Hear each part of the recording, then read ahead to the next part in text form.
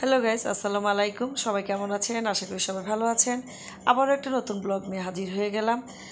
আজকে আমি দেখাবো আমার স্কুলে যাওয়ার রাস্তাটা। আসলে অনেক দিন ধরে রাস্তা শেয়ার করা হয়নি আপনাদের সাথে নতুন একটা ব্লগ, তাই ভাবলাম স্কুলে যাচ্ছি, একা একা বসে আছি সিএনজিতে, তা ভাবলাম যে একটা ভিডিওটা করে নিই এবং আপনাদের সাথে একটা ব্লগ শেয়ার করে নিই। আসলে এটা হচ্ছে আমার স্কুলের যাওয়ার পথ, স্কুলের যাওয়ার রাস্তা।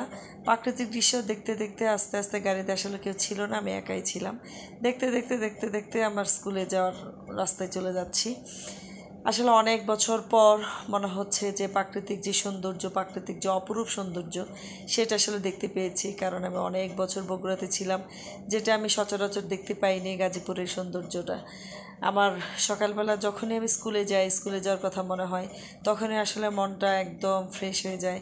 মনে হচ্ছে এখনই প্রকৃতি ভরা একটা প্রাকৃতিক দৃশ্যের একটা মাঝখান দিয়ে আমি আমার স্কুলে যাব, এবং যেতে যেতে আমি অনেক কিছু দেখতে পাই, অনেক সৌন্দর্য দেখতে পাই।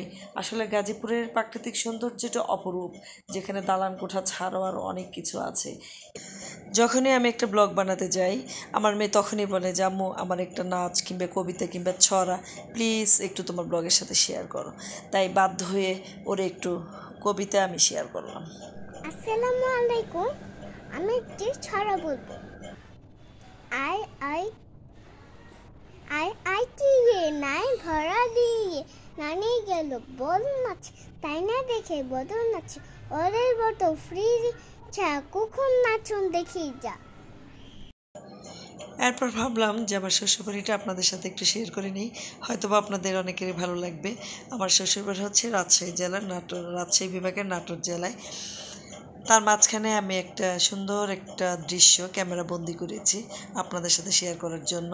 দুইটা মুরগি এতই সুন্দর করে খেলা করছে, যা দেখে আসলে খুবই ভালো লাগছে। ওদের আসলে দৃশ্য ছোটোবেলায় খুব চিন্তা করতাম যে আসলে যদি এই দৃশ্যগুলো দেখতে পারতাম। এখন আস্তে আস্তে এইসব দৃশ্যগুলো আসলে অমূল্য। মুরগির দৃশ্য দেখতে দেখতে মনে হচ্ছিল আমার মেয়ে মুরগির পিছনে পিছনে দৌড়াচ্ছে। এমন দৌড়ানি সে এত এনজয় করতেছে যে আসলে ওই ধরনের দৃশ্য খুব কমই দেখেছে। ধন্যবাদ সবাইকে।